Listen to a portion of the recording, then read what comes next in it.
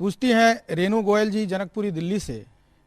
इनके दो प्रश्न हैं। पहला प्रश्न है, विवाह के पश्चात स्त्रियां मोटी क्यों हो जाती हैं? दूसरा प्रश्न, पुरुषों ने हजारों साल से स्त्रियों को घर में कैद करके क्यों रखा है? अगर विवाह के पूर्व ही वे मोटी हो जाएं, तब उनसे विवाह करेगा कौन? इसलिए बेचारी धीरज रखती कि बाद में हो जाएंगे। एक बार किसी को चक्कर में फंस जाने दो, फिर उसको मजा चखाएंगे। शायद और भी कुछ कारण हो सकता है। मैंने सुना है चंदूलाल अपने दोस्त नसरुद्दीन को बता रहे थे कि मैं अपनी बीवी से तंग आ गया हूं, इतना उसने सता रखा है मुझे। कभी कभी तो दिल होता है कि मैं चौथी मंजिल पर रहता हूं कि उठाकर उसको खिड़की से नीचे फेंक दूं। नसरुद्दीन का फिर फेंक ही क्यों नहीं देते? चंदूलाल का भी इतनी मोटी में उसको उठा ही नहीं सकता।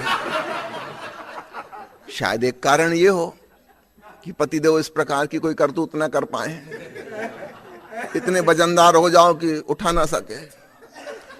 तुमने पूछा है कि पुरुषों ने हजारों साल से स्त्रियों को घर में कैद करके क्यों रखा? ये भी समझने से जरूर भयवश कैद करके रखा है।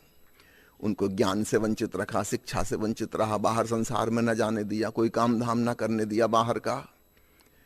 पुरुष के भीतर जरूर कोई भय रहा होगा। एक चुटकुला मुझे याद आ रहा है। विचित्र सिंह की पत्नी अपनी सहेली से कह रही थी कि मेरा दिल होता है कि अपने पति को, इस दुष्ट पति को जिसने मुझे भांति भांति से सताया, इसको पोटेशियम साइनाइड जहर खाने में मिला के दे दूं। इतना उसने अपने दुख का वर्णन किया कि ऐसा ऐसा मुझे तंग करता है। उसकी सहेली ने कहा फिर कर ही क्यों नहीं देती? उसने कहा दो कारण हैं इसलिए मैं नहीं पोटेशियम साइनाइड मिला पाती। पहली चीज तो मुझे पता नहीं कि पोटेशियम साइनाइड मिलता कहाँ है, और दूसरा पता नहीं ये बहुत महंगा हो। मैं उस हरामजादे पे कोई फिजूल खर्ची नहीं करना चाहती।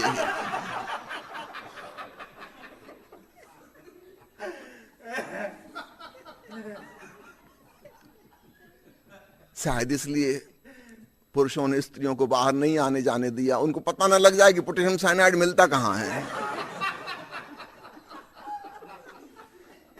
आज तक विवाह की जो व्यवस्था रही है बड़ी रुग्ण अवस्था रही है। स्त्रियों ने पुरुषों को सताया है अपने ढंग से, पुरुषों ने स्त्रियों को दबाया है अपने ढंग से। पुरुष का ढंग आक्रामक ढंग है, एक्टिव वे में। स्त्रियों का ढंग थोड़ा अनाक्रामक है, पैसिव रास्ते से। लेकिन दोनों ने एक दूसरे को सताने में कोई कसर नहीं रख छोड़ी है। किसी ने मुझे एसएमएस किया है कि marriage is a 3 ring circus, engagement ring, wedding ring and life long suffering. सचमुच में ऐसा ही आज तक रहा है। हमें उम्मीद करना चाहिए एक बेहतर भविष्य की, सारी जाति की, जिसमें निश्चित रूप से विवाह की है संस्था परिशुद्ध हो, सुंदर बने। वह प्रेम से ही संभव है।